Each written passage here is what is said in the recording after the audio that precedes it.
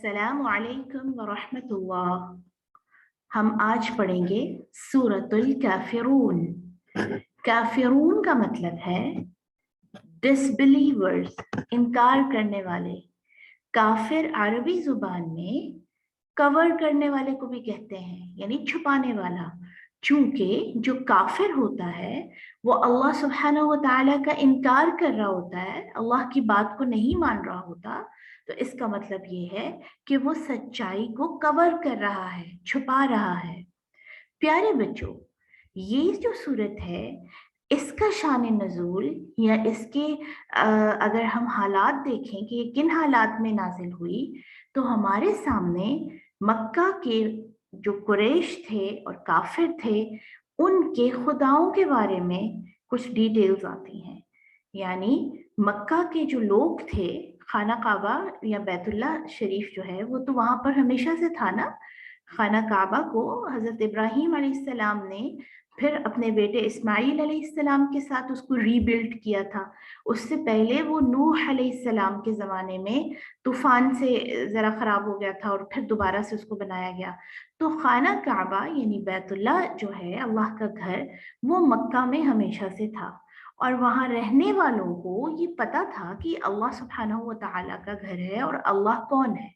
इसके बावजूद उन्होंने 360 यानी 360 बुत खाना काबा के गिर्द इकट्ठे किए हुए थे। यानी काबा के गिर्द बुत भी रखे हुए थे और वो साथ में तवाफ करते थे और साथ में उन बुतों की भी इबादत करते थे।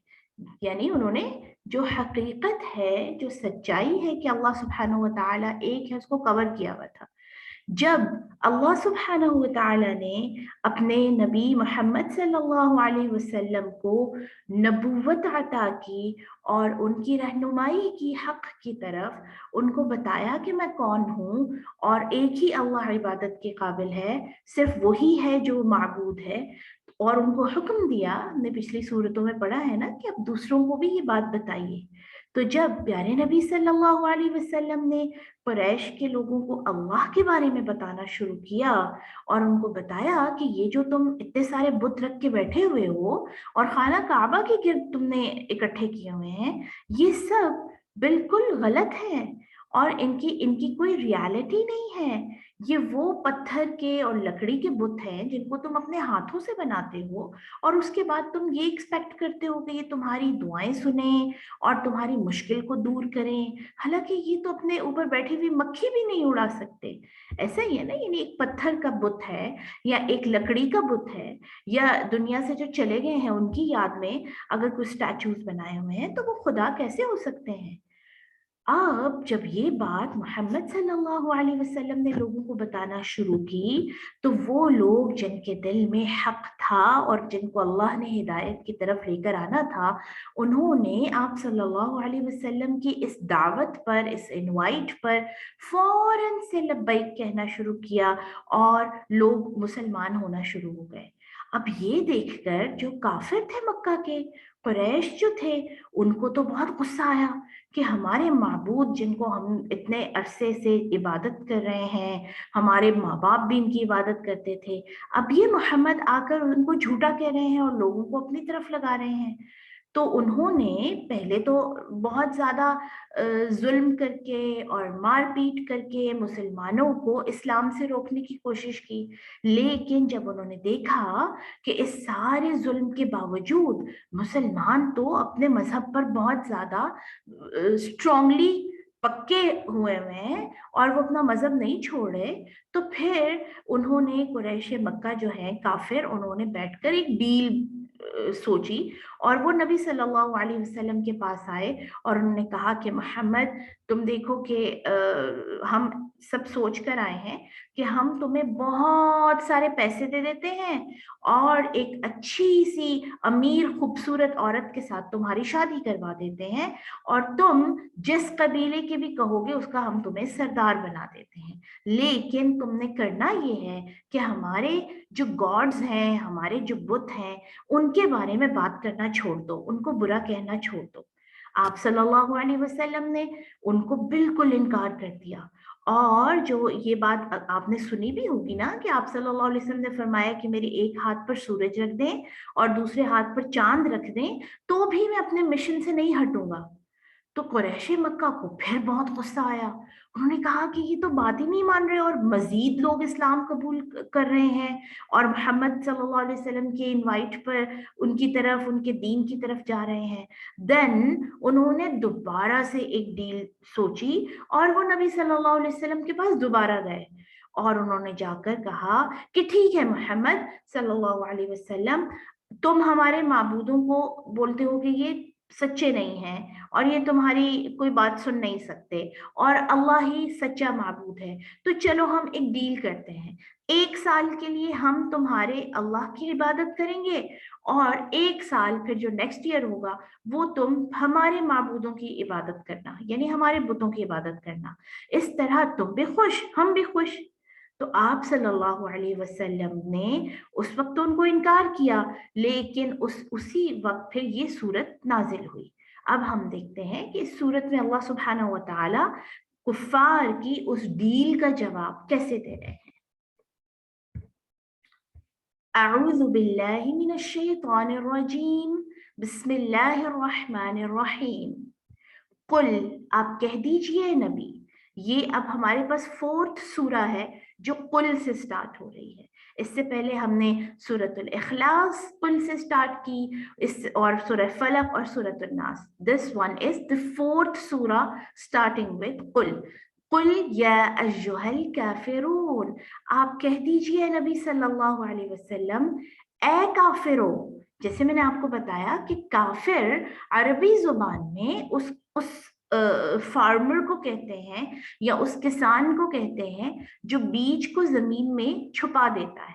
तो काफिर से मुराद यानी जो हक को गलत अकीदे और जो इवल थॉट्स है और रॉन्ग थॉट्स है उसके साथ कवर कर देता है। उसको पता होता है, काफिर का मतलब ये है कि ही नोज, उसको पता है कि हक क्या है, लेकिन फिर भी वो अपनी मर्जी करके जो हक है, जो सच है, उसको छुपा देता है। तो ए नबी सल्लल्लाहु अलैहि वसल्लम, आप कह दीजिए काफिरों, ला अअबुदु मा तअबुदून, मैं उसकी इबादत नहीं करता जिसकी तुम इबादत करते हो। ठीक है, यानी मैं उस खुदा की इबादत करता हूँ, उस एक अल्लाह की इबादत करता हूँ जो तुम्हारे बुतों से बहुत मुख्तलिफ है। तो मैं जिसकी इबादत करता हूँ तुम उसकी इबादत नहीं करते। वला अंतुम आबिदूना मा अअबुद, और जो तुमने ये डील बनाई है कि हम 1 साल तुम्हारे अल्लाह की इबादत करेंगे और नेक्स्ट ईयर तुम हमारे खुदाओं की और बुतों की इबादत करना, तो तुम भी उस अल्लाह की इबादत नहीं करने वाले, क्योंकि अल्लाह की इबादत या अल्लाह की तौहीद के साथ कोई भी दूसरा अकीदा कभी भी इकट्ठे नहीं रह सकता। तौहीद का मतलब ही ये है ना कि वननेस, एक करना। हमने सूरतुल इखलास में अल्लाह सुब्हानहू व तआला के इंट्रोडक्शन में पढ़ा था कि कुल हुवल्लाहु अहद, आप कह दीजिए कि अल्लाह अपनी जात में, अपनी सिफात और अपने तमाम एट्रीब्यूट्स में अकेला है। वो एक वाहिद अपनी तरह का यानी अकेला है, उसकी तरह उसकी जो क्वालिटीज हैं या एट्रीब्यूट्स हैं उनको शेयर करने वाला कोई और नहीं है। तो तुम, ऐसा हो नहीं सकता कि साथ अल्लाह की इबादत करो और उसी दिल में तुम बुतों को भी रखो। वला अंतुम आबिदून मा अअबुद, और तुम इबादत नहीं करने वाले जिसकी मैं इबादत करता हूँ। वला अना आबिदुम मा अबदतुम, और ना ही ये हो सकता है कि मैं अल्लाह सुब्हानहू व तआला की इबादत के साथ साथ तुम्हारे बुतों और जो इविल डिफरेंट चीजें बनी हुई हैं उनकी भी इबादत करूं। यानी अल्लाह सुब्हानहू व तआला की जो इबादत है वो डिमांड करती है इस चीज की कि हमारा दिल जो है वो सिर्फ अल्लाह के लिए खालिस हो। एक साथ मोर देन वन लोगों की आप इबादत नहीं कर सकते। ठीक है, यानी ये हो नहीं सकता कि अल्लाह सुब्हानहू व तआला की भी इबादत हो रही है, अल्लाह को भी खुदा माना जा रहा है, और उसके साथ साथ और भी बहुत सारी चीजों को हम समझ लें कि ये भी हमारी मुश्किल दूर कर सकते हैं, ये भी हमारी दुआएं सुन सकते हैं, ये भी हमें किसी नुकसान से बचा सकते हैं या कोई चीज दे सकते हैं। तो ये हो नहीं सकता, दिस इज इम्पॉसिबल।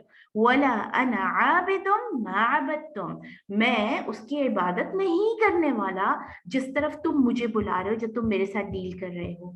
वला अंतुम आबिदूना मा अअबुद, और तुम भी उस अल्लाह की इबादत बुतों के साथ नहीं कर सकते। यानी ये हो नहीं सकता कि दिल में बुत हो और साथ साथ अल्लाह सुब्हानहू व तआला की भी इबादत हो रही हो। अल्लाह की इबादत, अल्लाह की तौहीद इस चीज का मुतालबा करती है इंसान से कि वो अपने दिल से तमाम तर मोहब्बतों को और तमाम तर एसोसिएशंस को, तमाम तर जो मुख्तलिफ चीज़ों की तरफ लगाव है, उनको निकाल कर फिर अल्लाह सुब्हानहू व तआला की इबादत करें। लकुम दीनुकुम, सो तुम्हारे लिए तुम्हारा मजहब, तुम्हारा दीन, वलिय दीन, और मेरे लिए मेरा दीन। यानी मेरे और तुम्हारे दीन के दरमियान एक क्लियर डिफरेंस है, एक वाज़े फर्क है।